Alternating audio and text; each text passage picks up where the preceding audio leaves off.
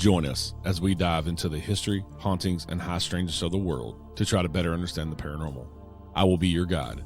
I am paranormal researcher and investigator Eric Freeman-Sims. Welcome to the Unseen Paranormal Podcast.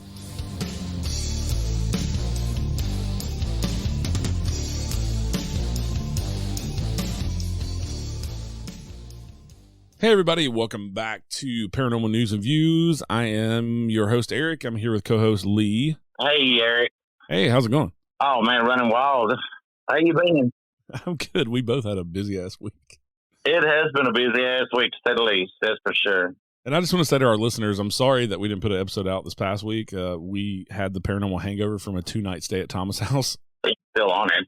Yeah, so still trying to. I think it took me till Wednesday before I felt normal again. So, but it was an extraordinary time. We'll get into that later, definitely. Yeah, but we both had very busy weeks between me and the, working on the podcast and all the shit that I do, and then you working on the Bambulance and with the paranormal hangover and all that good stuff. So yeah, there's 10 enough hours in the day for this, but I love it. I want to continue to do it. And I'm proud to do it with you. Yeah. It's all worth it. Paranormal's all worth it. Oh, yeah, absolutely. All right. Let's start out with our first story here. This is not really a news story. It's just something that caught my attention that was on this site, Exemplore, that I get a lot of the news stories from. They have a lot of interesting paranormal stuff on here. But what you got for us? Am I a witch? 13 signs you are one. And yes. My first question is, how the fuck do you not know you're a witch? If you were practicing witchcraft, you're probably a witch. Well, let me just throw this out, okay? I do work on an ambulance. I work with a lot of people on and off the ambulance, and I know they're witches and they don't know it. But no, all kidding aside, though, that's pretty interesting. Is it like a list of what is it entailing? I haven't heard this one. Yeah, the following 13 signs are good indicators you might be a witch or you're on your way to connecting with your inner self and the craft. Number 1, you're synchronized with nature. This is one of the most telltale signs, in my opinion. Witches work with the energy of the earth and nature. They sync many of their practices to the lunar and solar phases. Have you ever felt charged or felt that you need to perform a ritual on a full moon or new moon? I could go back to the ambulance on that, but I won't. I think if you're performing rituals during the full moon or new moon, you probably already know you're a witch. Have you ever felt more at peace in nature, deep in a forest or near a body of water, inside a house or in a crowded public space? I think that's just being out in nature and the quietness is just relaxing in general. Well, same way of being in a house. I don't know if that's necessarily makes you a witch. No. Yeah, I don't know. No. I know a lot of people, they hike, and, my partner with paranormal, she hikes. Good Lord, she hikes. Yeah, but I don't think Paula's a witch. No, I don't think she is either. Just because she likes the outdoors. All right, number 2, you perform rituals. Here we go. Like I was just saying, if you perform rituals, you probably already know you're a witch. Rituals here are loosely defined. Rituals can be anything from cleansing your room on a certain lunar phase to feeling the need to bury items in the earth. Maybe you gather items and your intuition moves you to arrange them in a certain way or combine them in a certain way. Perhaps you take herbs regularly, not necessarily because someone told you to, but because they feel good in your body. If you have natural tendencies like those described above, you're likely tapping into the universal energy. How does that? I take herbal supplements. I'm not a warlock or a witch. Like what? No, but here's what I was thinking about reading that right there. We were raised in the South, okay, and everything is about superstition and routine and ritual. Especially being raised over here so close to the Appalachians. Right. I don't think there's that many witches out there. It's kind of a vague statement, really. Yeah, and a lot, so far, I'm a witch. Yeah, so far, same here. You communicate with animals. Yes, I have 7 dogs, and I talk to them every day. That's number 3. Hey, Spot, roll over. They respond as communication. You'll definitely know who you are if you fit in this category. Are animals drawn to you, and are you drawn to animals? If animals take to you natural, including wildlife, and they appear in your life in high frequency, it is likely that you are neutral or attracted to them. All right, look, life is not like a Disney movie where the fucking birds are going to fly in your window and make your bed for you. So I don't know what they're talking about. Wildlife is attracted to you. If wildlife's attracted to you, you're probably going to get fucking ate by something at some point in time while you're hiking in nature at peace. Absolutely. Every wildlife that I've come across, either I'm scared of it and run, or they're scared of me and run. One of the two. Yeah. Oh shit, it's a Lee. We got to get out of here. But animals though, like one of your pups. I'm in love with that little doggy. And she comes up to me. But I don't know. Maybe I'm a witch for that. Right. And I just want to tell everybody, if you're a witch, we're not making fun of witches. I'm making fun of this ridiculous fucking list. Because if you're a witch, not making fun of witchcraft at all. If you're a witch, I hope you're a witch, and that this is a conscious thing that you've done. Number 4, your intuition is strong. Have you ever looked through someone? That is, can you see beyond what they are conveying? If you ever heard someone speak but knew more of what they were telling you, or had a bad or good feeling about someone without knowing them, this may indicate that you are likely attuned to the universal energy. Well, I'm an empath, so I do that naturally. Same. Well, Lee, we're both witches. The 4, so we're witches so far. I wonder how many you have to have out of this list of 13 to be a witch. You have to have all of them? That was going to be my question. I thought about that. Yeah. Number 5, you have a familiar. In the Dark Ages, familiars, in air quotes, were not talked about quite as lightly as they are today and were actually thought to be demons by Christians. Neo-pagans and modern witches have a much different view and often refer to their household animal companion as their familiar. Familiars don't have to be your stereotypical black cat. They can be dogs, rabbits, wolves, owls, and other wildlife. Well, I'm hoping that you don't have wolves, owls, or other wildlife in your house. They're not. Yeah, I don't know about the familiar thing. I have 7 dogs, so I guess number 5, I'm a witch. So far. What is a familiar? Familiars are souls that have returned again and again to reconnect with the witch they are drawn to, hence the term familiar. Spirit guide animals tend to be smarter, deeper, more attuned, and even more human-like in many ways than most domesticated pets. I don't know. My dogs are pretty human-like. They're spoiled ass rotten. Yeah, they are. They're just people on 4 legs. Right. They just people that can't talk back. I feel crazy some days talking to my dogs, walking around the house. I'll just find myself, I'm home alone with the dogs, having a conversation with them, and knowing they can't talk back. But I know a lot of people that do that, and that's that puts them at peace. And I don't know, maybe it goes back into the whole nature. Maybe it's all tied into one. Yeah, well, I saw a study where they said that if you talk to your dogs like they're human, they actually understand like 100 more words than animal owners that don't talk to their dogs like that. And I believe that too. I mean, I believe some of these dogs. I know there's got to be some of these homeowners. They've got these dogs. They come home finally. Their dog has been tearing up the house, and the dog hears them, and they're like, "Well, shit, I got to go do some dog shit now." So I got to act like I don't know what they're talking about. Then that's when that dog goes back in. They'll go into licking them. It just makes you wonder what it actually, goes on in the brain of a dog. I mean, right. Beyond, this whole sit spot, roll over, play dead. Yeah. All right. Number 6, you collect natural tools. Perhaps when you stroll out in nature, you're always coming across bones, shells, feathers, precious stones, abalone shells, or natural anomalies. Okay, I've done stone. Yeah, I'm a rock hound, so I pick up rocks all the time. So, fuck.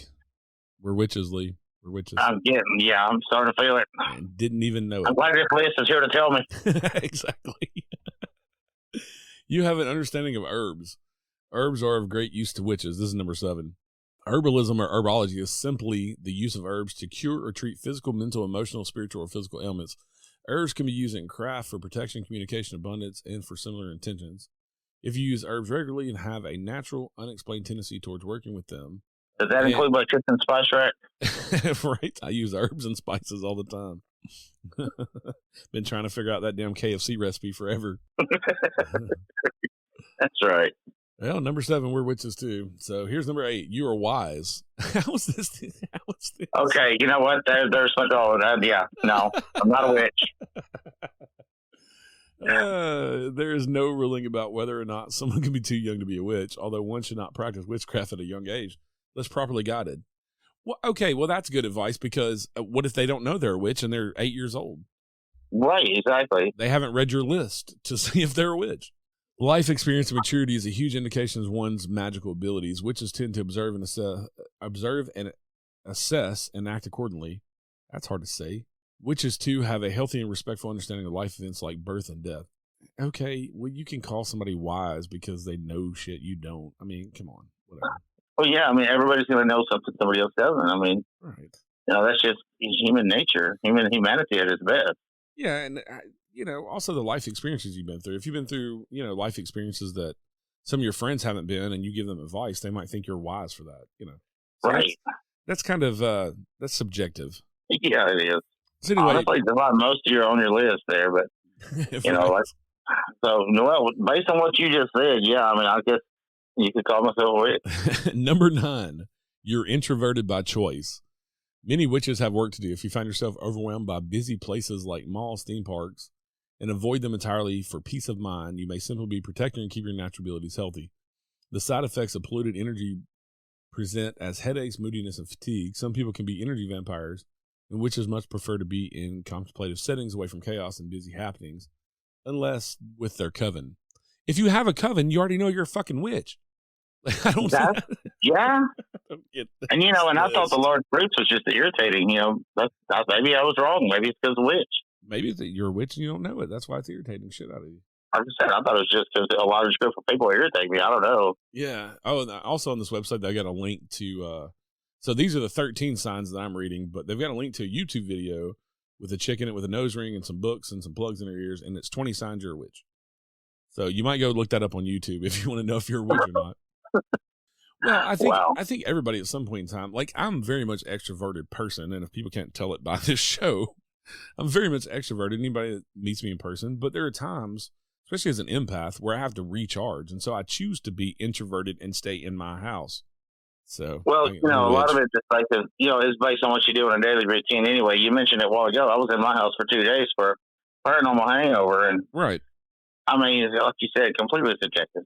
I think they should retitle this "How to Know If You're an Empath." That's what they should retitle this, not a witch. Because number 10, because all of these fit empaths. And number 10, you sense energy. Much like seeing through people, you can feel the energy of people and places that surround you. Witches often can assess an environment or an object's energetic field. If an object's been cursed or used in dark practices, they will know. On the other hand, if a space is light energy or an object has been used in good, benevolent practices, a witch will know. Well, that sounds an awful lot like empathy. And maybe, it really does. Well, maybe we've been witches all along and we're not empaths, Lee. Maybe that's what it is. We're just labored ourselves wrong. Yeah, that's what it's starting to sound like here. And we're starting to make me question my own self. Number 11, technology is hit or miss. Too much computer, television, screen time for anyone can have detrimental effects, but for witches in particular, technology can feel poisonous. If a witch is surrounded by too much technology, they might start to feel mental fog from electromagnetic pollution. This is not the case for all witches, however, as some may use technology freely and without issue. Well, that shouldn't be in there at all, because it just said this is not the case for all witches. So this should not be on the list of you might be a witch or not. Yeah, no, it should not be on there at all because no. And also, you as an investigator, you know as well as I do, electromagnetic pollution can affect anybody. Yeah, it can, and it does. Yeah. It is sometimes. I mean, we've been in a private home that we're doing an investigation that we saw the Wi-Fi router was going off over 1,000 milligauss of electromagnetic energy.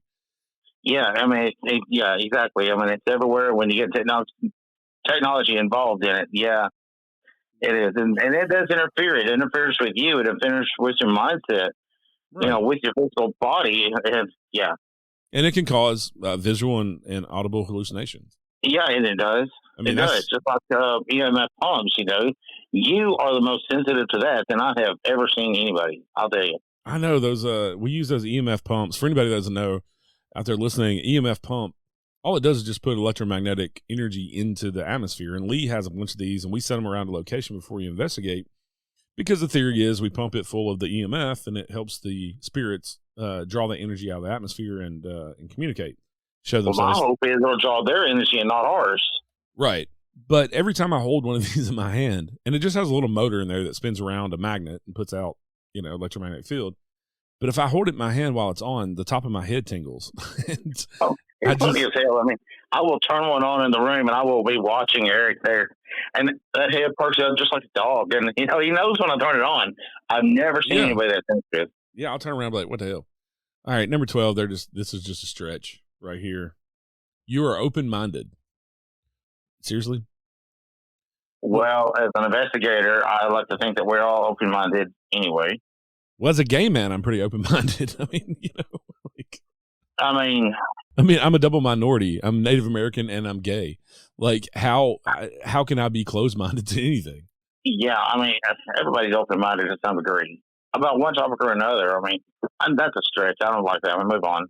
Yeah. Number 13. This is the last one. Storms and natural events charge you. If you feel your spirits stir at the sight of lightning, the sound of thunder, the crashing of waves in a storm swell, or the rush of heavy winds, this is a strong indication. Witches tend to work with nature and natural energy, so any kind of divergence from the status quo is a perfect opportunity for work and recharge. For them, nothing is more thrilling than sensing the movement of the universal energy. I do have to say, I love storms. I love the way it feels. I love these charge in the air. Yeah. I think in a way, everybody kind I mean, I thought it was an adrenaline rush at first, but now I'm starting to wonder.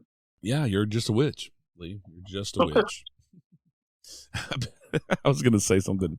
I've never said that. Yeah. I've never said that nasty word on my show, and I won't. I was just going to say, I will edit this out. I was just going to say it's better than being a. Yeah, I'm glad you didn't go there. I'll edit that out. I'll drop the F-bomb on my show all day long, but that word, people just. Well, that word kind of, that can be a little bit. No. So those are the 13 signs that you're a witch. Yeah, I don't like their list. Okay, well, based on that list, yes, I'm a witch. Now I don't know what to do. Right. Do I need to go dance naked in the moonlight, full moon, around a fire or something? Yeah, well, that's all you, because that's not my coven. That's not what I practice.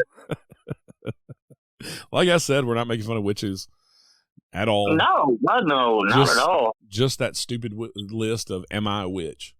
That's ridiculous. You would know. You should know if you're a witch. I'm sorry, that's just stupid. But it makes for comedy gold, though. All right, on to our next news story here. A clairvoyant in Australia claims that she used a love spell to find her husband.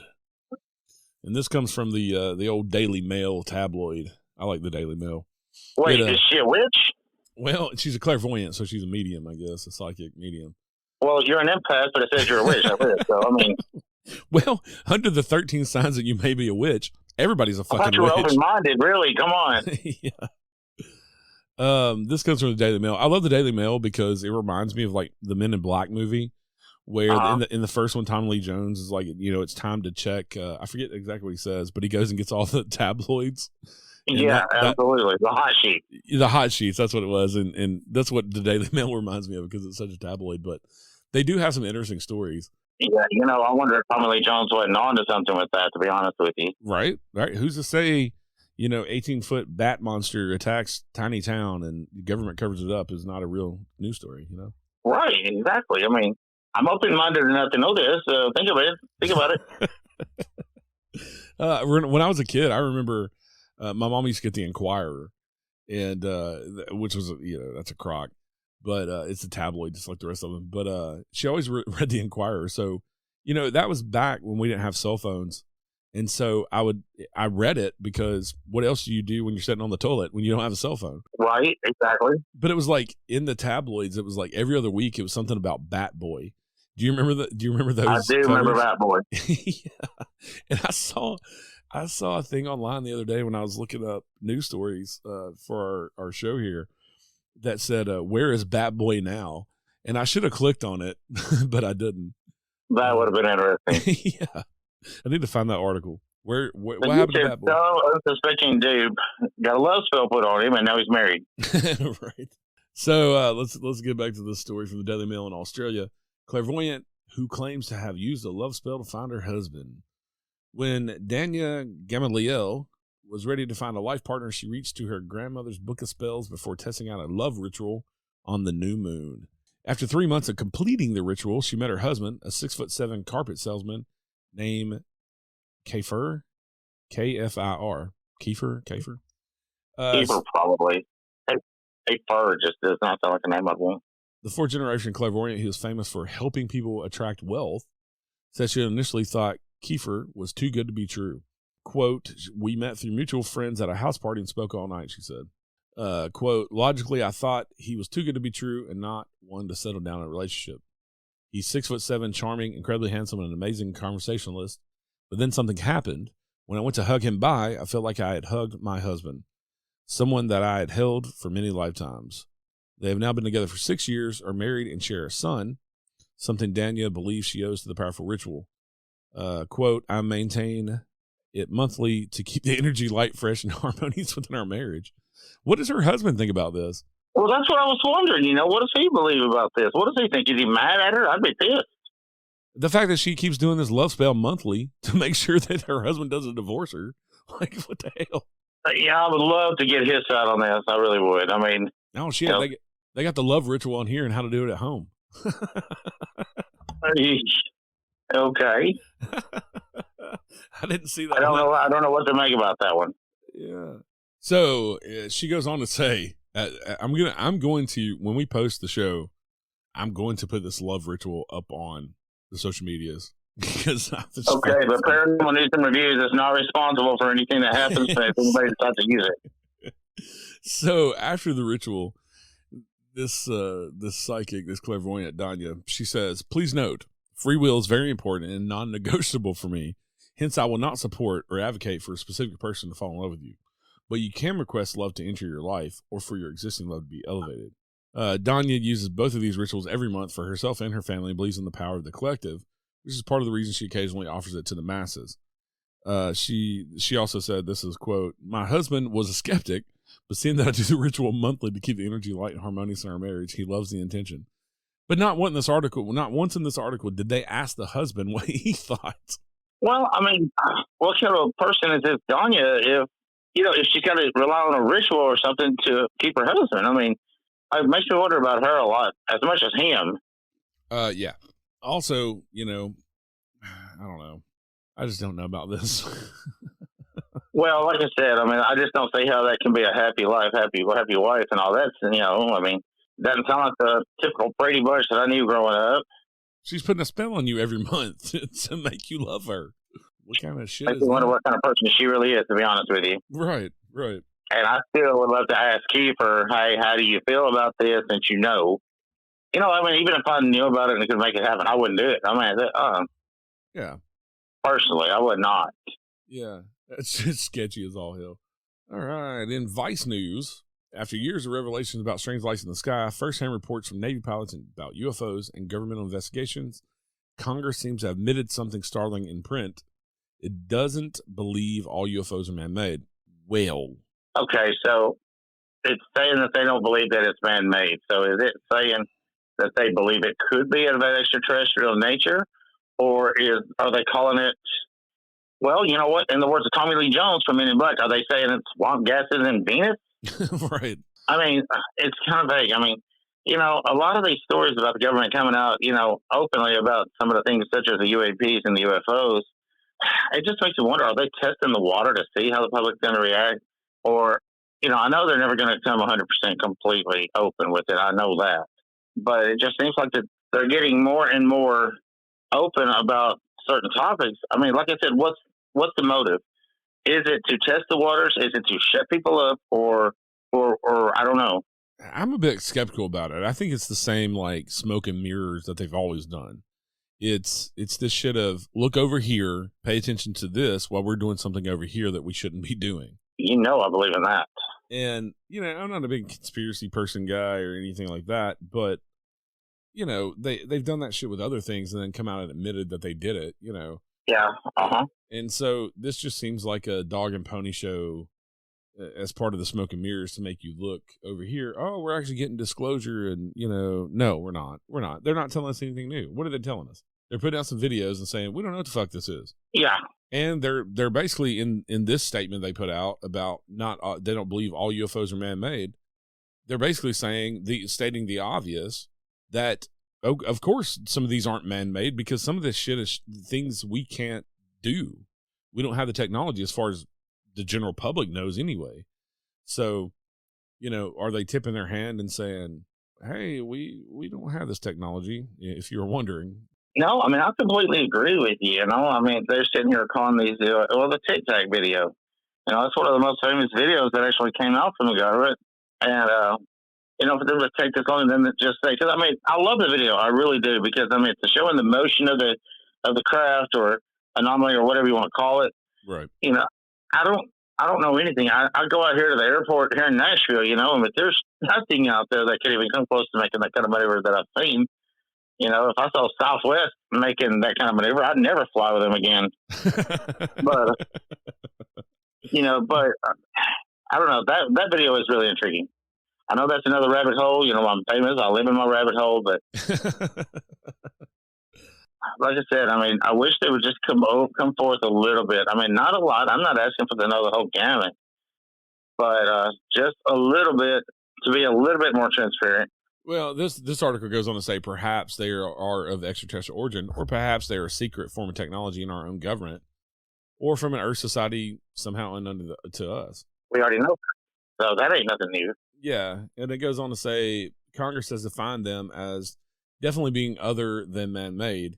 In their recent 2023 Intelligence Authorization Act, they specifically addressed the new office and stated, quote, temporary non-attributed objects, or those that are positively identified as man-made after analysis, will be passed to appropriate offices and should not be considered under the definition of unidentified aerospace or undersea phenomena. So they're saying that basically, you know, UAPs, for the purposes of the government, UAPs and UFOs, if they are identified as man-made, then they shouldn't be classified UAPs or UFOs. So, I mean, I kind of agree with that. I mean, that makes sense. I mean, our government is like, you know, a lot of the times they are definitely put out the obvious there, you know, a lot of the times with some of their statements, like, you know, we didn't already know. I could have guessed that they were saying UFOs are probably not man-made. Well, yeah, I don't know. I wonder, you know, I mean, it's our government we pay for and everything. You know, I just wonder to myself, are they scratching their head about as much as we are about things? Or, you know, is it the fear tactic to kind of keep people corralled? I don't know. That's a touchy topic with me. I mean, I don't know about you. Yeah, I think part of it's just like if you are being interrogated by the police, you can guarantee they know the answers to all the questions they're asking you, right? Oh yeah. Yeah, they already know the answers to the questions they're asking you. So anybody that watches true crime should have figured that out by now. Yeah. So I think it's the same thing with the government. All these statements they're putting out, they already know the answer to. And they know way more than they will ever tell us, period. And so, you know, they're going to play this, like I said, the smoke and mirrors bullshit and this dog and pony show. I don't think the congressmen and senators, all of them know what's going on. I think the ones that are kind of the head of the intelligence committees and stuff probably do.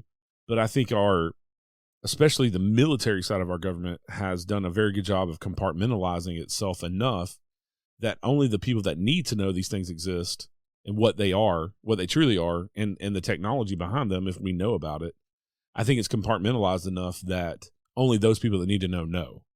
And I don't even think people, you know, our elected officials that's supposed to run our country have a fucking clue. Well, inquiring minds they do want to know. They always will, ever since, you know, the early days of UFOs and UAPs. Well, yeah, because it's, you know, the two biggest questions in life are what happens after we die and are we alone? You know, in this vast universe. And it would be ridiculous to assume that we're not. I mean, that we are alone. Like we're the only intelligent thing in the entire universe. I'm not saying that necessarily there's another society that has, you know, but it's definitely a possibility that there's another society that's millions of years older than we are and have this insane technology that we don't understand. And they're coming to visit because we're kind of like a social or science experiment to them. Well, I'm like you, you know, I think it's just pretty arrogant to think that we would be the only ones out there. And I believe there is some kind of other life out there. Right. I don't know if it would be like, you know, a society like what you were talking about, you know, people walking around, you know, holding jobs, you know, everything that we do today, you know, I don't know if it'd be like that. I mean, God, that makes me think of the movie Howard the Duck. If you haven't seen it, don't watch it. But it was good as a kid, but that was about it. But, I mean, it's just some kind of bacteria somewhere on another planet. I mean, that's alien to us. Well, even if you get into like the multi-dimensions and things are coming here from different dimensions, which science has said, you know, quantum physicists and people like that have come out and said they know that there are at least 5 dimensions and, you know, we just can't see those other dimensions. So even if it's creatures coming from other dimensions, they're still extraterrestrials because they're not from here. Right. So it's still UFOs and things we don't understand. So, but yeah, we could talk about the UFO UAP phenomena all day and offer conjecture and opinions, and there are podcasts dedicated to that. So Yeah, I mean, we may skirt on it, but that's about it. But I'm not Yeah. you. I could go into it. Oh God, I could keep on. Yeah. I just find it interesting that the government keeps, putting little bits and like breadcrumbs out. Yeah, that's all it is. It's breadcrumbs. Yeah. Yeah. Will we ever know in our lifetime? I don't know. Probably not. I don't know unless they just fucking land and say, here we are, That would probably be the only way right there. However, the government would probably, try to cover it somehow. Well, yeah, because if that's the case, then religion goes out the window. And so that would be a kind of a breakdown of certain parts of society for sure. There's lots of implications for aliens or interdimensional beings like making themselves known, for sure. Well, I will say this. I mean, I'm not saying that I agree with it, but I think I understand why they're so close-lipped, because I've always believed in this statement here. A person is smart. People are not so much. You get a bunch of people together, that good sense goes out the window. So I kind of get why they want to be close-lipped about it, but I want to know. You want to know. Well, and it goes down to that question: do we have a right to know? And I think we do. I think we have a right to know what the hell our government's doing with our money. I agree. I mean, that's what I said earlier. The government actually works for us, right? But like you said, I'm not a conspiracy theorist, and I am not trying to get any kind of radicals on the warpath or anything. Right. And it's just my good old 2 cents here in Middle Tennessee. Yeah, we could talk about this for the next 30 minutes, or we can go on to our next news story. I want the next news story. That's what I figured. All right, so the next, it's kind of another list.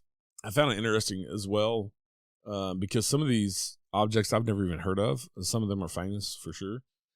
7 allegedly cursed objects that do actually exist. And so number 1 is Robert the Doll, which I think if you watch paranormal TV or you're into the paranormal, you probably have heard of Robert the Doll. I don't know how much that I believe in cursed objects or haunted objects. And before anybody asks, no, Robert is not Chucky's brother. Right. So Robert is this creepy ass sailor looking doll that is actually in a museum in Key West, I believe. And the original owner, his name was Robert Eugene Otto, and he became an unhealthy relationship with this doll. He named the doll after himself, and he would talk to it and brought it everywhere with him. And then he used to blame mischievous actions on the doll. And he kept the doll close throughout his life, despite the protests of his friends and family, they reported strange instances of things moving around, watching people or even laughing. The doll watching people or even laughing. But it's the doll's over 100 years old, and the legend has been around. And people to this day will say that if you're at the museum and you don't ask permission to take pictures of Robert, that bad shit will happen to you. Did you say he made Robert? No, he just used to carry Robert around. It was a gift from his parents, I believe. Okay. Yeah, he came from I think it was like a well-off family, like over 100 years ago, and they had bought Robert the doll as a gift for their son. But he has a sailor suit on. Apparently, that's the origin of the haunting of the malevolent spirit that's attached to it, because it once belonged to his now deceased owner, it says. So the sailor suit belonged to Robert, the real living kid, when he was a kid, and now it's been put on Robert the doll. So that's part of what they think is part of the reason for the malevolent spirit. But it was already apparently inhabited by a spirit when the kid, Robert Eugene Otto, the real kid, got the doll. Well, what kind of things has Robert the doll, that is? What are some of the things that he has done? I mean, to make anybody think that, he's cursed. Well, today, many visitors claim that electronics go haywire in his presence and misfortune occurs to any who crosses or mocks him. So you got people going into, they've even made a movie about Robert the Doll in 2015. But like I was saying, when people go in and take pictures of him without asking, or they make fun of him in front of the doll, they make fun of it, then they have things happen in their life that are detrimental. People have even claimed that loved ones have been killed and things like that after mocking. So he's a little sensitive to things then. I don't know. It's just like we were talking about a few weeks ago about the people blaming their legal troubles on the paranormal. True. I love that episode. I think some of this, like with Annabelle. Annabelle's not on this list, I don't think. No, Annabelle's not on this list. But Robert the Doll is kind of like Annabelle, kind of the same similar phenomena. How can Annabelle not be on this list? But anyway, I'm going to leave it at that. Well, it's allegedly cursed objects that do actually exist. It's a list of cursed objects that people haven't necessarily heard of, I guess. Okay. Or don't know the stories behind. But so Robert the Doll is going to be living it up down in Key West. Yeah, he's in a museum in Key West, I believe. That's where the museum is. But he was donated to the Fort East Martello Museum in 1994 by the woman who got it after Robert Otto, the original kid that owned it when he was an adult after he died. A woman named Myrtle Reuter became his owner for some time before donating it to the Fort East Martello Museum in 94. But yeah, Robert the Doll is kind of similar to Annabelle. But like I said, I think it goes back to people blaming the paranormal for things that happen in their life because they don't want to just deal with what's going on in their life. So if you're in Key West, anybody, go by and see Robert. Yeah, for sure. I've actually had a friend who bought a recreation of Robert, and even that thing is creepy. And I guess it's just knowing, what it comes from, but even the recreation stuffed doll is creepy as shit. But number 2 on this list is the Hands Resist Him painting. So there's a painting called The Hands Resist Him, and it's kind of creepy. It's got this like doll girl with missing her eyes and this little boy that's supposed to be a real boy. And then there's like, they're standing in front of a window and there's like hands in the window. In February 2000, anonymous sellers started an eBay auction for a haunted painting. The description included warnings that stated the painting had supernatural powers and how it cursed the sellers' lives over the previous year. The ad also included pictures of the artwork changing form on a webcam at night. Soon the story of this haunted painting spread across the internet, and with it came reports of users experiencing strange reactions after viewing the images, with some reporting illness, fainting, and being gripped by an unknown entity. The picture ended up selling for over $1,000. Where is it hanging now? I mean, yeah, the buyer chose to remain anonymous, declared that they hadn't experienced anything paranormal themselves once owning the painting. However, they received multiple emails from people who had viewed the picture over the internet and experienced all sorts of strange happenings, from creepy voices to printers going haywire. So whatever's going on there, it might be worth playing it safe and avoiding looking too closely at the picture. Well, I'm looking at it right now, a picture of it, and, we'll see what happens. My house is haunted anyway. What do you feel? What do you feel with it? I just think it's a creepy fucking painting. I don't, I think it's another case of people blaming shit that happens in their lives on the paranormal. And they just so happen to look at this painting or a video of this painting. So, I'm going to have to look into that one. I am not familiar with that at all, but that's actually very fascinating because it makes me think of something else, which I am avoiding my rabbit hole right now, people. Number 3 is a cursed Elmo. You remember the Tickle Me Elmo and that whole craze? Good grief, I thought they were all cursed, but right. It's kind of like the Furbies. Furbies are just creepy too, but that was the most irritating toy. So this is a Elmo Knows Your Name doll. It's not a Tickle Me Elmo. It's an Elmo Knows Your Name doll. Elmo Knows Your Name dolls are designed to remember and incorporate a child's name and favorite thing into friendly phrases and songs. That is wonderful until you hear it go off in the middle of the night and there's not a kid playing with it. That's creepy. Yeah, that would just, good God, that would creep the hell out of me right there. All while looking cute and cuddly, of course, but one of these furry toys in Florida proved to be anything but friendly, as one 2-year-old named James soon discovered. Instead of cute sing-songs, this demonic red dog kept uttering "Kill James" over and over, much to the dismay of the boy's mother. The whole thing's probably just a cruel prank, but that hasn't stopped many from hypothesizing that an evil spirit or Satan himself decided to take control of the red doll. But why such evil entity would choose to possess a Sesame Street character is anyone's guess. Right. Are you seriously? We're experiencing satanic panic from the 80s again. That's all it is? Yeah, satanic panic again. Just like in the 80s. Not everything is evil or Satan, people. Not everything's a demon. Number 4, James Dean's silver Porsche 550 Spider. Now, this is an interesting story. If you've never heard the story about this is the Porsche that James Dean was killed in. And in 1955, the life of actor, racing driver James Dean was cut short after he and his Porsche 550 Spider were involved in a collision. While Dean was killed instantly, the Porsche, which Dean had dubbed his little bastard, would continue to cause all sorts of problems. After Dean's death, a man named Dr. William Eichrich, stripped the car for parts. Eichrich replaced the engine into his Lotus 9 and loaned the transmission and suspension parts to racer Troy McHenry. Unfortunately, both men would crash their respective vehicles soon after, in the same race, with McHenry being killed after colliding into a tree. Later, the notorious Porsche would be partly rebuilt and displayed at car shows, though in its mangled and undrivable state, you think it could cause any more harm, right? Well, in 1959, the car mysteriously caught fire while in storage. Furthermore, 2 tires from the vehicle, which had been sold, reportedly blew at the same time, causing their new owner to careen off the road. There are other stories too, although many are unconfirmed, and the Porsche is now missing. Perhaps we may venture that it is off somewhere, causing more havoc. So this is kind of like a real life Christine.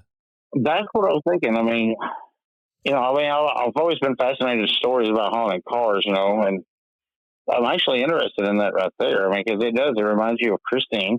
Yeah. It's also interesting that the 2 men, the man that bought the car, and then he loaned, the transmission and suspension parts, and they were both died in the same race. And there's been other people who have, like this article, it says there are other stories that are unconfirmed. There's some other stories about like the tow truck driver dying in a weird circumstance and things like that too. But yeah, it's a much longer in-depth story. People can look it up on YouTube, I'm sure. But yeah, that's a definitely interesting one. And the fact that it was in storage and caught on fire. I mean, yeah, it's intriguing. Yeah. And now it's gone, it's disappeared. It's probably in somebody's private collection or something. Mm-hmm. Number 5, Ann Baker's wedding dress. All right, first of all, tell the folks who Ann Baker is. It is said that the Baker Mansion in the small town of Altoona, PA, is haunted by multiple members of the Baker family. But the most active phantom there is Anna Baker, who is eternally linked to her wedding dress. Story goes that Anna Baker fell in love with a young man she wished to marry. In anticipation, the young woman bought herself a wedding dress, but her father, Elias Baker, refused to allow the wedding to happen. In retaliation, over time, Anna's self-imposed celerity allegedly drove her mad, and she spent her nights dancing in her wedding dress. Today, there are reports of the dress moving and dancing on its own, causing hallucinations, generally making other people feel uncomfortable. As such, many speculate that Anna's spirit lingers in the dress somehow. Well, a broken heart, it's a powerful thing, that's for sure. Well, there's also a phenomenon, not saying that this is not happening, like, she's not still haunting this place. The dress is still in the house, where she died. Not saying that she's still not inhabiting that house, and not saying that none of this is happening, that people ain't had experiences with the dress. But there is a phenomenon that this legend across many, many countries about the bride that would be, they didn't get married because their groom got killed, left them at the altar or something. There's all these bride hauntings. We have quite a few here in Tennessee as well. Yeah, I've heard of several. Yeah. So I'm wondering if this plays into that old folklore, of the bride left at the altar, the bride that, the groom died before, and now the bride is haunting a place. It's just, I just find it interesting that there are so many of these stories like this one that fit into a certain mold, and then you have other stories that are very similar too. Haunted tunnels, haunted bridges, train tracks. You have all these different things that have very similar stories. Oh, absolutely. Like one of the classic ones, classic urban legends, and this I would think would fall into urban legend too. This type of story, but classic urban legend of you see the hitchhiker on the side of the highway, don't pick her up because you'll die or whatever, that type of shit. Also, you park on the train tracks and put baby powder on the back of your car, and you'll see kids' handprints pushing you across because there's a busload of kids that got hit and killed by a train. But you can never find a news story to back that up that it ever really happened. Right. So you have all these urban legends, and the funny thing is, like, the one with the kids and the train, like, I think it's San Antonio. People in San Antonio claim that to be true and claim to be where that urban legend started. And then you have other people around the country and a couple other cities that claim that's where it was started and that it really happened. Well, we got locations just here about an hour south of Nashville, Chapel Hill, Tennessee. Yeah, the Chapel Hill Lights. Yeah, the Chapel Hill Lights. Yeah, that's supposed to be it's that whole thing of a conductor looking for his head or something, carrying around a lantern. I think it was, but yeah, it's right there on the railroad track. Yeah, and there's 100 of those stories around the country about, somehow a train worker lost his head, and now he's walking down the tracks with the lantern looking for his head. It's just interesting that you have these same types of legends, is all I'm saying, around the country. The same with the bride the would-be bride that didn't get to marry. Anyway, number 6, Busby's stoop chair. In the 18th century, Thomas Busby, a known coiner and drunkard, killed his father-in-law after an argument. Following his arrest, Busby was tried and condemned to death, but on his way to the gallows, Busby was granted one last request, a pint of ale at a pub. Then, just as he finished and went to leave, the murderer declared, "May sudden death come to anyone who dares sit in my chair." The now supposedly cursed chair remained at the pub for many years after, and according to accounts, it's claimed its fair share of lives there, including a chimney sweep, Air Force pilots, a beer delivery man, and 2 builders, all of whom met therein shortly after sitting in the chair. Today, the chair hangs suspended in the Thirsk Museum so that no others will be tempted to take a seat and have the curse befall them. Would you sit in it? No. Yeah, I'm not gonna chance it. No. Why? Why would no? Like I said earlier, I might not be wise, but I ain't stupid. But no, I mean, you said, does it give an exact number or at least an approximate number? I know you said several. It mentions 5 people. But I mean, again, that right there can fall into a lot of other, local legends and wise tales. We got another one here in Middle Tennessee. Now maybe I'm just biased to Tennessee. I don't know, but the Bell Witch. Yeah. How many times have you heard if you take a rock out of the Bell Witch cave, that you will be mailing it back? Yeah, and that's another phenomenon. There's other places around the country that are the same way, and it's funny that you bring that up because number 7, it kind of goes along with that. But go ahead and finish what you're saying. No, I mean that's about all I was saying. I mean that kind of folklore is going to be in probably every state in the U.S. First of all, more than a few. I had a guest on Debbie Branning. We were talking about haunted Arizona this past season on the show, and one of the places that reports that too is the Petrified Forest out in Arizona. Yeah. That people, and this is real, and people send back. They'll take little pieces of petrified wood, and they'll send it back to the Park Service, and the Park Service has confirmed this, that they get hundreds of these a year. People send this back saying, I've had bad luck ever since I picked this up. It's the same thing with the Bell Witch. The Bell Witch Cave, that's true as well. The people that own it, they really get, when they have it open for tours, they will get people sending rocks back and say, I took this out of the cave and now my wife's going to shit, or, this or that's happened. So, number 7 on the list is piece of Uluru rock. The other objects on this list are man-made in origin, and people are often the cause of many curses associated with them. But perhaps something far more ancient is at work that condemns those who steal a piece of the Uluru, the sandstone monolith sacred to indigenous Australians. Every year, the Uluru Kata Juta National Parks office receives around 350 packages containing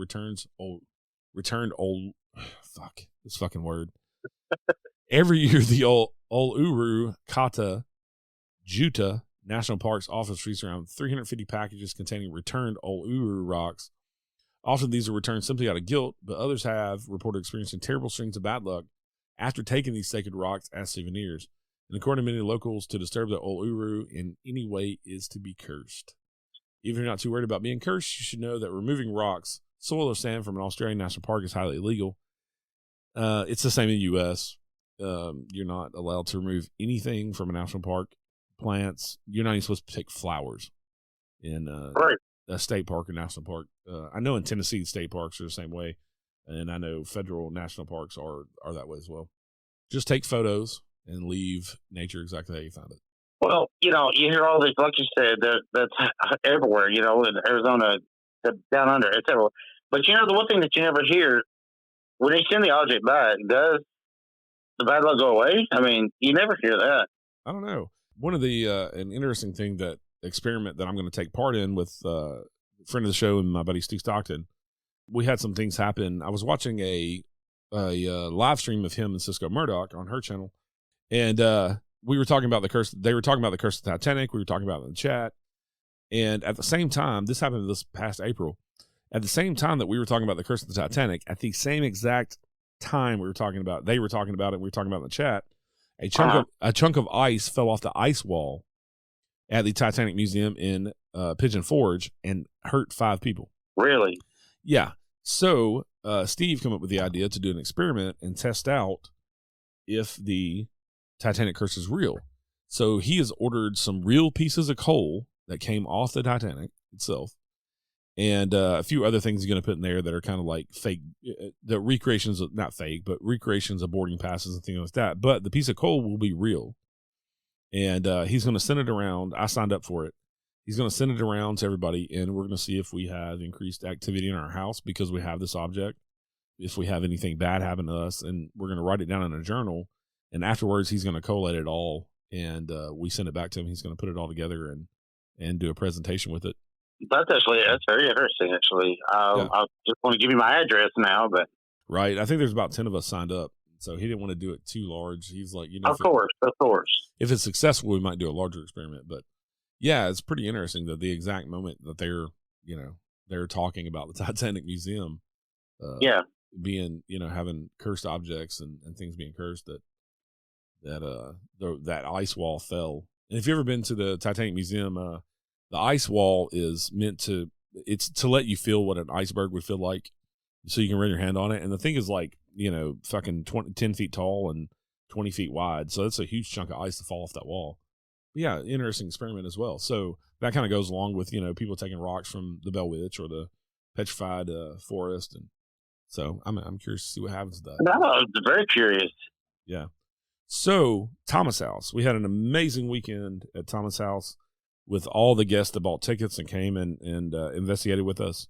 It was this Friday and Saturday night, the 19th and 20th of August. And Friday night, it's interesting how these locations differ from one to another. Friday night was more auditory. It was more like EVPs and auditory stuff. And then Saturday night ended up being a lot more visual stuff. But we had a lot of auditory. It's like Saturday now, it was ramped up, Yeah. We were getting lots of activity. That was, by the way, a great investigation. That's probably one of my most favorites that I've ever done. It's probably my favorite. We were very fortunate, Eric. We had great people, great guests coming out. The host of the Thomas House, and if you don't know it, look it up, Thomas House Hotel, Red Bull in Springs, Tennessee.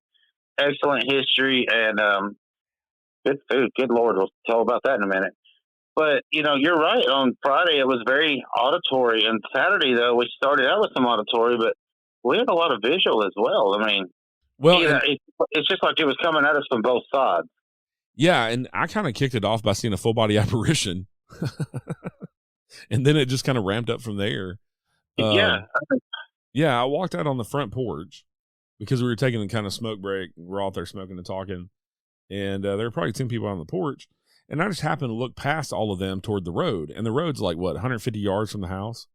At least. Yeah, kind of goes downhill across this grass field. And then you have the highway. And this is the main highway that runs through Red Bone Springs. And there's a street light right there. And so I'm looking, the street light's on the right. I'm looking down there. And on the left, there's some trees and a bush kind of by the road. And blocking the road out. Yeah, and the bush is about 20 feet away from the light post. I see what I think is a person. This is like 1 o'clock at night. I see what looks like a person walk from behind that bush and walk toward the light post with the light on it. It's shining down on this person. And as soon as they hit the light post, they disappeared. They didn't come out the other side of it. And there's nothing on the other side of it. It's open road. But it looked like somebody walking down the road, and then they just disappeared. I walked straight out across the parking lot, the gravel parking lot, gravel driveway, and shined my flashlight down there. And I got on the walkie and was asking you and everybody else, do we have anybody down at the pool? Because the pool's down there to the right. And then across the street, there's the old church. And, people investigate over there. And so I was immediately asking, is there anybody not accounted for in our party? Is anybody across the street? Is anybody down at the pool? No, everybody was in the Thomas House. You walked out there with one of our guests, Edie, I think, right? Yeah. She walked out there with you looking. You're right. I remember you telling me about that. I remember the message coming over the walkie. And after that, we did go over to the church. And on the way back, I saw what I thought was somebody standing around the pool house. So it was vague, but it was there, So, I took off walking over toward the pool house. The door to the pool house was locked up tight. There wasn't anything around the pool house. Right. The pool house, the pool, as by the way, or important to note out that it's met, its fair share of tragedy. But because I walked back up to the hotel after that right there, I said, I said, did y'all see him? Yeah. Did y'all see him? And one of the guys says, oh, who was it? I'm like, I don't know his name. I think that was me. I was like, did we see who? I don't know his name. But at the church, when we went across the church, after I saw the full body apparition, we decided to go across the church because apparently there's activity going on down that area. And while we were at the church, Caleb, you can't go in the church anymore because it's kind of falling in. And so the doors are chained together, but you can go up on the front porch and there you can look in the crack through the door. The floor is kind of falling in. There's like a sinkhole under there that's kind of swallowing the building. But the building's just collapsing on itself. I mean, it looks like it's about to split in two. Yeah. It's really heartbreaking, really. But our buddy Caleb was there, one of my best friends, and from Yin and Yang Paranormal, and helping us investigate. And he was looking through the door and saw something moving around in there. And then I saw somebody walk around the corner, and when I went over there was nobody there. And then Trenda and Randy, two of our friends as well that were investigating with us, saw something peek around the corner at the back of the building at them. And I really spooked Randy. Really? That caught him off guard. Yeah, yeah. But I was just grateful that other people saw things too, because it helped validate my experience, you know. But after you saw that and we walked over to the church, I mean, everybody, the whole group sang a round of Amazing Grace. And it seems like after that is when Caleb saw his, figure, his movement. Yeah. That's when Randy walked around and saw something peek around at him. Yeah. I mean, I don't know. We just tried the Amazing Grace to elicit a response. And I mean, I believe it worked. That was a great idea on your part. Good job, sir. I appreciate that. Like I said, I'm just, the story behind that church is Reverend Blankenship, hung himself in there. Yeah. I believe his name was Blankenship. Don't hold me to that, but I believe that's right. Yeah, I think that's what Caleb found. Yeah. So he done really good research on that in such a short amount of time. Yeah. The legend is that, he didn't do anything violent. I mean, it's more illegal actions, money laundering, embezzlement. But they said that he didn't hang himself, and he is now forever entrapped into that church. So I thought, maybe just a little bit of Amazing Grace would actually maybe calm him down or a little bit, or just let him know that we're not there for anything other than, curiosity on him and the old church. I mean, I was fortunate. I don't know if you did or not, Eric, but, I've been in that church several times. It's just got this vibe that, I don't know. I mean, it takes my words to try to describe it. I've never felt any other location like that old church. Yeah. I've never been in there. It's been locked up the 3 times I've been there because it was just in such a state of disrepair. Right. So I've never been in it, but I mean, the experiences I had this weekend just around it, on the outside of it, was pretty amazing.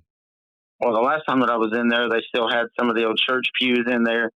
The old stage was still in there. I mean, the floor, you could tell that it was on its way out. Yeah. Just the floor buckling. So we really had to kind of watch our step, and not to mention all the personal objects they had in there. And I don't know why any haunted location feels they need mannequins. Oh my God, I don't know why, but they do. Yeah. And the church is no exception.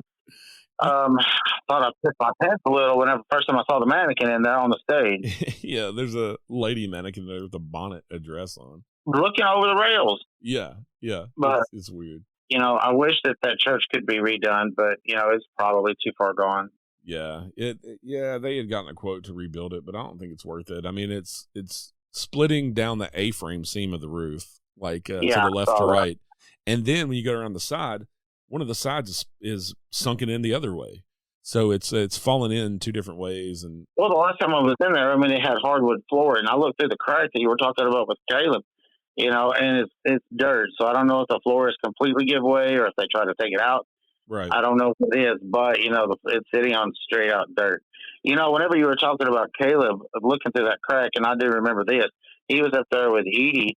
They were both looking through the crack. And after we did Sing the Amazing Grace, I've never seen Caleb jump like he did. Yeah. He was, he got some audio footage from in there, which I still haven't gone through yet. But he jumped back, and I know he saw something. And asked him, was it an animal? No, it was a shadow. Shadows moving. Right. And that's been a lot of people have accounted for that same thing in there. Yeah. And like I said, I mean, it did not disappoint. I remember he jumped back and said, "Oh fuck," and Edie one of our What you got guests, over she there? was like, she whispered like, "Caleb, it's a church." The mama came out in her right there. That was great. Man, what an amazing weekend. We had so much fun. Well, yeah, I mean, it was a lot of fun. It was, like I said, the guests were amazing. Yeah. It So, wasn't just the spirits came out both nights and showed themselves to our guests, but it was the guests themselves. Everybody was so fired up and had such a good time, it seemed. And the second night sitting there in that sitting room, though, that was probably one of my favorites. You know, I'm sitting on the couch. You're across from me on the other side of the room in the chair. yeah, Edie's sitting on the floor to my left. I got Val to my right. There's a ball in front of me sitting on the floor. We're in pitch black, you know, and I'm looking at that ball, and I am studying this ball. You know, I'm just looking, and I'm like, y'all, hold on just a minute. You know, this ball looks like it's moving. right. You know, so then you lit up your flashlight, and we studied that ball for a minute. You know, and sure as shit, that thing was moving. It was going back and forth and left and right. You know, and it really resembled somebody actually sitting there trying to push it from where it was. Yeah, and the fact that the vents, the air vents in this room are up in the ceiling on the opposite corner of the room, and so there'd be no way for it to rock back and forth one way and then completely change directions and rock the other way. No, I mean, there was also, you know, talking about the vent. I mean, hanging down from the light fixture is a wind chime. Yeah. You know, right under the ball, under that was the ball. That wind chime wasn't moving. Right. You know, and I would think that would move before the ball would, but coming from the ceiling, it would take a lot of pressure to move that ball. Yeah. And that ball was actually a focal point on the night before because we had one of our guests, Mike. He was in there, you know, he would kind of wanted to venture off by himself, so I went with him because I don't like people investigating alone. You know, and he's sitting here and he's using necrophonics. You know, if you don't know what necrophonics is, I mean, it's an app, you know, you pay and you actually can talk to the paranormal, you know, theory is. But he's sitting there on the couch and the ball, again, is in front of him. And while he's sitting there, I asked out loud, I said, what object is in front of Mike? That's all I said. And I bet you can't guess what it said. Yeah, ball. It said ball, plain as day. Yeah. That was probably the plainest thing that we heard. And we don't put a whole lot of I don't want everybody to go out and download a bunch of apps. There's two apps that we've had really good success with getting actual answers to our questions, like exact answers, and that is Necrophonic and Echovox. Yeah. Those are the only two that I've ever seen use that, and I'm still skeptical of them. There's been more than a few times where I walked away scratching my head. Yeah, definitely head scratcher. I definitely heard Necrophonic say my name many times last weekend. I heard my name too. At the church on Friday night at the church, I had a group over there, just me and I think it was me and Caleb in the group, and me and Caleb were the two investigators. And I said, like we normally do, I introduced myself and said, you know, we're just here. I said, hey, my name's Eric. I'm here out of respect, and we just want to chat with you. And immediately after I said that, loud and clear, everybody heard it say my name in the Necrophonic app. And but yeah, these ghost finders and all those other apps are shit. They're made for entertainment. Necrophonic is a bank of just phonetic sounds. There's no words in there, and we always use Necrophonic on airplane mode so that there's no way for it to get any kind of instructions from the internet. Right. And but it said a couple of our other guest names a few times, answered direct questions quickly after I asked them, and it was words coming out of it that everybody heard. And so that lends itself a little more credence than I thought in the beginning, but I still take them. I wouldn't put that out there as evidence per se. No, but like I said, it's a hit. But yeah, it's definitely a tool to use. Also, we always like to use a recorder with it, and Caleb was recording on the really sensitive recorder the whole time, so that sometimes you get EVPs along with it. So they're not only talking through this app, but and also I look at these apps as just a modern day Ouija board. You know, down at the end of that dark hallway where the ball was, you know, after everybody kind of settled down and said, you know, we left stuff set up, REM pods and whatnot. This one guy we had, Donna, they were staying in room 14. It was right across from that. She said she poked her head out more than a few times to see who was out there because this stuff kept going off. And that REM pod sitting right out in the middle of the table at the end of that dark hallway. Yeah. You know, she wasn't scared. She never felt threatened, but, you know, she said she was curious. She didn't hear anybody walk down the hall. And if you've been to Thomas' house, I mean, it's got old wooden floors. You can hear anybody walk around, anybody anywhere in the building, but on the dark hall wing, there wasn't anybody there. Well, she would hear the REM pod. She'd get up, she'd look out. She would say, "Y'all settle down now. It's time for bed." And I don't know. It's just like I said, a lot of head scratchers. Now, the session that we had in the conference room, we tried a few things. We tried the round table, and I still feel like that there's stuff on the voice recordings from that one. And I still say, and we talked about this before, I will say that dowsing rod session, I'm on the seesaw with the dowsing rods, but that session in there was more intriguing than any I think I've ever seen. Yeah, that was definitely interesting. And of course, that's an objective thing because there's a human element in it, but it was definitely interesting. Also, while we were doing a roundtable EVP session in there and got some really clear answers and got a whistle. Got a whistle and got a "oh no." Yeah, a really loud female's voice that said "oh no." Yeah. And it was like this blood curdling scream of "oh no." Yeah. It was a great weekend. I want to say a big thank you to all of the people that came out and bought tickets and joined us. And I remember I was sitting here thinking about this. I was trying to remember what question was asked on that "oh no," and it was, "do you live here?" Yeah. So to me that was like a direct response. Well, and that would make sense too because Thomas House Bed and Breakfast was built in the 1920s, and it was for the mineral springs because the healing mineral springs. So people thought that they would come there who had cancer or whatever back in the 20s and 30s.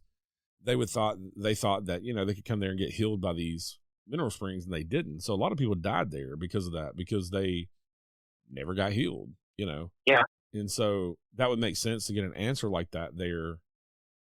Because they didn't live there, they were just staying there when it was a hotel. But I also just want to shout out to the people that live at Thomas House. They're so gracious to us. They pretty much turned their home over to us and said, "Go at it." But but they're amazing people, and I just want to say thanks to them for everything they've done for us. Yeah, they're amazing up there, and our thoughts go out to Miss Evelyn. Yeah, hopefully she'll get back home soon. And, if anybody believes in it, hey, send a prayer up for the family. Yeah, send all the good vibes and juju and whatever you do towards them. They're amazing people. If you've never met them, go check out the Thomas House in Red Bull in Springs, Tennessee. And it's also awesome just to sleep in a haunted location and to have, such great hosts and the people that own it, David, Darrell, and the food, my gosh. Oh, yeah. We had fried chicken on Saturday. Homemade fried chicken. It was amazing. On Friday, we had, I think it was sausage with peppers and onions.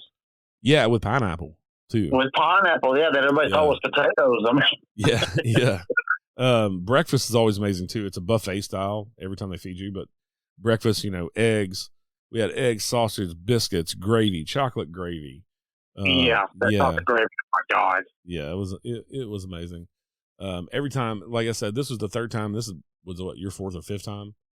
Fifth or sixth, somewhere in there. Yeah, it was my third time, and it's just, I love it. I love it there. I'm just comfortable there now. Sleeping and everything. I'm just comfortable in the place. But like I said, the place doesn't disappoint. Eric, you heard something in the kitchen, didn't you? When you went in there by yourself? Yeah, I heard a big 5 or 6 bangs in a row. And there was nobody else in the dining room. The dining room was huge, like cafeteria-sized dining room.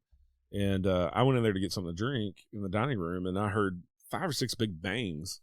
And it sounded like they have, stainless steel tables in the kitchen, and it sounded like somebody was beating on those. And when I went in there, there's nobody in there. And there's the ice maker doesn't make that sound, and that's the only thing throughout the night that makes noise. You hear it drop ice and stuff.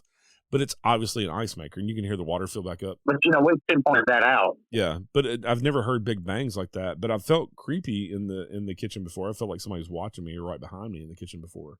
One of my favorite stories out of Thomas House, and I'm just going to throw this out, and I'm going to shut up. I'm going to climb back in my rabbit hole. Your dirty rabbit hole. When we were doing one of the first responder events up there, everybody, COVID was a hard time for everybody. First responders, included in that. It was horrible.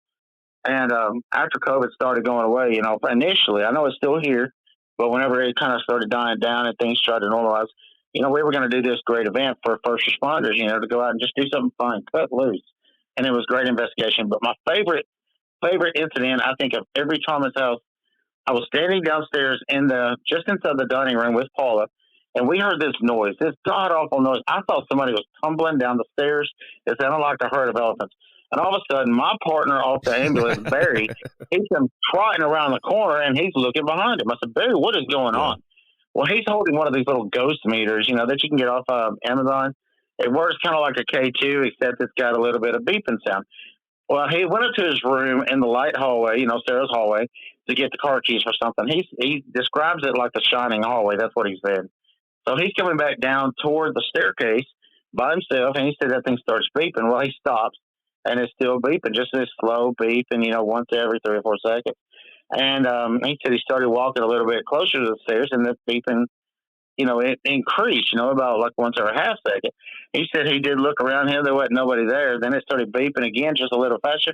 And that's when he bolted. He took off. He said something was chasing him down these stairs. And like I said, me and Paula are thinking, good God, the stairs are coming down. Yeah. And here Barry just trotting around the corner. I remember that. Like I said, that is always going to be one of the best experiences of anybody that I've seen there. And, I will say this too, Eric, talking about, here's my rabbit hole. Last weekend, when we get more than one person that gets up and runs, I consider that a good investigation. Right. One of our guests, he's about 7 foot tall. I mean, he's huge. I always ask him what kind of tree he is. He's going down to his room, and the flashlight at the end of the hallway comes on, and he literally says, nope, turns around, and he runs out. And I just, it's great. Yeah. And everybody had a great experience. I never heard the first negative comment, and I'm grateful to the people that came out to support all of us. And everybody that I was there investigating with, Eric, you, Paula, Regina, PPF Investigations, her team there, just a bunch of amazing people. And I could not ask for a better investigation week. Yeah, Caleb, Leah, Cassie, all of them are great. I got Caleb, Yin and Yang Investigation. First time I'd ever met him, and I'll tell you what, now, Caleb Thompson, he turned out to be a great investigator. Yeah. He got his head on straight, and you know what? You feel like you've known him for 10 years. I was really grateful that he come out and helped us out, and look forward to many more investigations with him. Yeah, he's kind of my protege. I've kind of been took him under my wing and teaching him, and he's also one of my best friends. But you know what? I mean, some of the times doing the investigation, I think, the student may have surpassed the teacher on a couple of things. I love you, Eric. Well, I do, and I know sir. you know your stuff. But Eric, Caleb done really, really well. Yeah, he did, and I'm super proud of him. Like I said, especially being kind of his teacher and kind of teaching him about the paranormal and how to investigate. I'm very, very proud of him. But I'm really grateful to him for coming out. All right, everybody, I have had a blast on this episode today. Thank you, Lee, once again for joining me. Hey, no, absolutely. I love it. This is great. I learned a lot of stuff, and I'm really going to be looking to try to how to use that love spell. You know this, right? Get that list says I'm a witch. Right. Yeah. Today we figured out there's a love spell. I'm going to post it when we post this episode. And there's a love spell, and we're both witches. So with that, we'll say goodbye to y'all. Stay safe out there. Have a good day. We'll see you next time. We'll look forward to it, Eric. Everybody have a good day, too. Join us next time for a new episode of The Unseen Paranormal. Until then, head over to the Unseen Paranormal Lounge on Facebook for all the latest updates and discussions about the show. You can also find us on Instagram, Twitter, or at unseenparanormalpodcast.com. And please rate, review, share, and subscribe to help more people discover the show.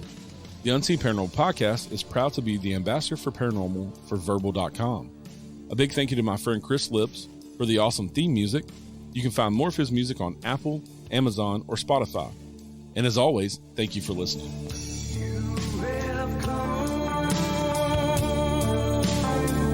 To the end of